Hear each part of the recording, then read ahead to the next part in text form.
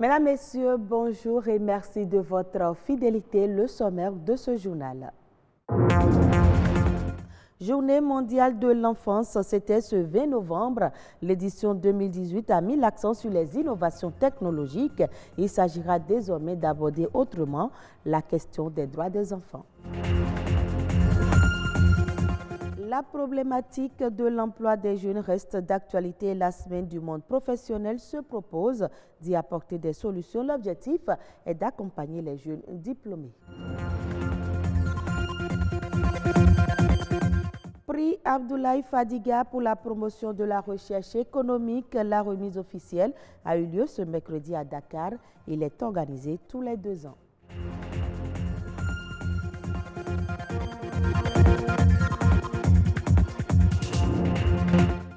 La communauté internationale a célébré le 20 novembre dernier la journée de l'enfance. Cette 29e édition est une occasion pour inviter les blogueurs, les internautes, les startups et autres passionnés du web à proposer des solutions innovantes réelles pour le respect et la protection des droits des enfants. Clotaire Aweko, Bernol Djogbe. Innover pour les droits de l'enfant, c'est agir pour le respect et la protection des droits de l'enfant. Et le numérique est le tremplin choisi pour offrir des solutions nouvelles réelles aux besoins des enfants en développant des engagements dans l'intérêt des enfants. Cette 29e édition de la célébration de la Journée mondiale de l'enfance se sert de la transversalité que représente le numérique pour impacter plus de monde autour de la cause des enfants. Aujourd'hui, on a lancé un hackathon en collaboration avec le Fonds des Nations Unies pour l'enfance, le Bureau national, c'est-à-dire UNICEF Bénin, afin de trouver de nouvelles solutions, des solutions innovantes pour pallier à ces déviances que nous constatons sur le terrain, à cet écart-là qu'il y a entre ce qui est et ce qui devrait être normalement en matière de protection et de promotion des droits de l'enfant.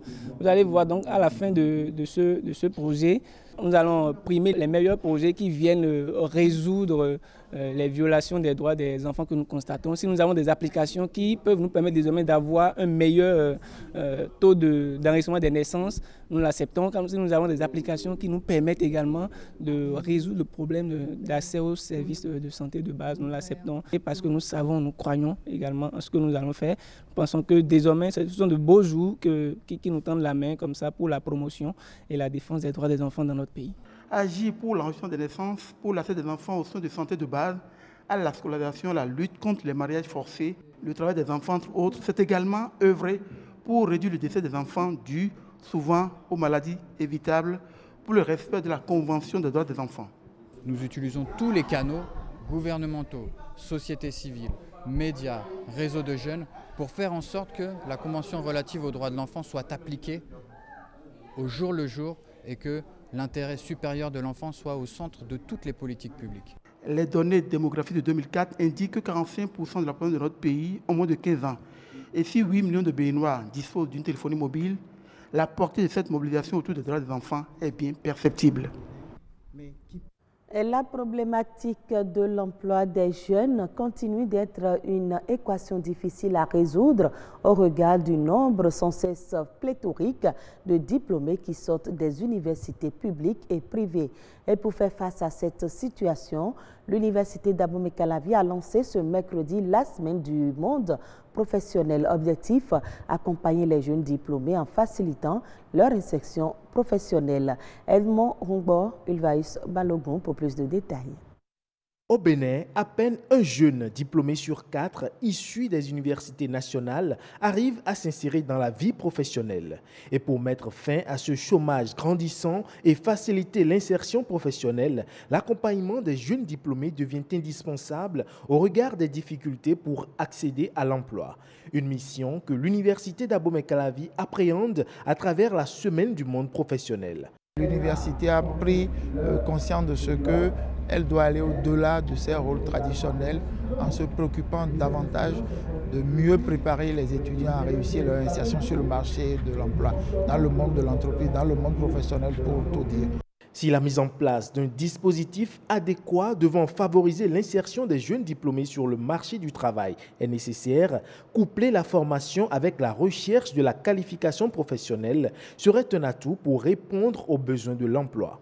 Pendant longtemps, les entités universitaires développaient leur curricula, je dirais, un peu de façon indépendante des besoins du monde du travail. On pensait que du moment qu'on a des têtes bien faites, elles vont trouver à s'employer. Mais maintenant, on se rend compte que ce n'est pas le cas et qu'on a donc une masse incroyable de jeunes diplômés, et je dirais à la limite un paradoxe, c'est-à-dire que plus ils sont diplômés et moins ils trouvent d'emploi. D'abord parce qu'ils ont évidemment des aspirations qui sont complètement en décalage avec ce que le marché de l'emploi va leur offrir, mais aussi il manque des aptitudes et des compétences qui pourraient les rendre attractifs pour le marché de l'emploi. Et pour avoir des jeunes employables à la sortie de l'université, il est impérieux d'avoir des interactions construites entre les entreprises, les entités de l'université et les apprenants. Il faut que, effectivement, les entreprises participent au développement des curricula avec les universités. Il faut qu'ensuite elles offrent des possibilités de stage pour que les jeunes puissent participer à la vie de ces entreprises dès le démarrage de leur cursus. Il faut aussi qu'à ce moment-là, les jeunes développent eux aussi une motivation, une capacité d'adaptation beaucoup plus nette qui va leur permettre donc de rentrer beaucoup plus vite sur le marché de l'emploi, y compris dans certains cas l'auto-entrepreneuriat. Face à ce défi, l'enjeu aujourd'hui est d'absorber et de gérer le flux des étudiants avec des formations plus adaptées au contexte et surtout à l'offre de l'emploi. Nous formons à travers le service des volontaires les étudiants. Nous les formons, nous les préparons mieux à faire face aux défis du monde professionnel. Nous avons accompagné les étudiants dans la mise en place de projets. Nous avons créé un parc d'incubateurs qui permet d'accompagner les étudiants dans la réalisation de leur business plan, dans l'accompagnement au plan financier même, ce qui nous a amené à mettre en place la fondation de l'université. Donc il y a de la formation, il y a de l'accompagnement du monde de l'entreprise, du monde professionnel. Tout cela permet de reformater en griffe un peu nos étudiants pour les aider à prendre la conscience des nouveaux défis qui sont les leurs. Des réponses aux difficultés de l'insertion professionnelle des jeunes diplômés issus de l'enseignement supérieur, l'exigence est donc de s'ouvrir sur le monde professionnel et de se projeter sur les besoins de l'emploi. La Banque centrale prime les jeunes chercheurs qui, par leurs travaux, ont impacté positivement la politique monétaire des pays de la zone UEMOA. L'événement se déroule tous les 2 ans. Cette année, la cérémonie de remise de prix a eu lieu au siège de la BCEAO à Dakar et retransmise par vidéoconférence à l'ANES de Cotonou. Wenceslas Arouaimo et Sylvania Tchanou pour le compte-rendu. Institué en mars 2008, le prix Abdoulaye Fadiga pour la promotion de la recherche économique est à sa 6e édition. Il a pour objectif premier de susciter la production de travaux de recherche de qualité sur la formulation et la mise en œuvre de politiques économiques.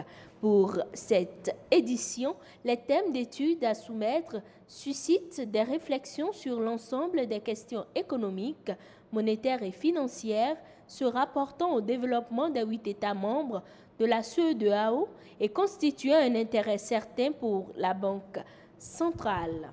Au total, 10 articles régissent le règlement du prix Abdoulaye Fadiga pour la promotion de la recherche économique et s'adressent uniquement aux ressortissants de l'un des 8 États membres de l'UEMOA, résidant ou non sur le territoire de l'Union et âgés au plus de 45 ans. Toutefois, le travail de recherche peut être personnel ou avoir été élaboré en équipe.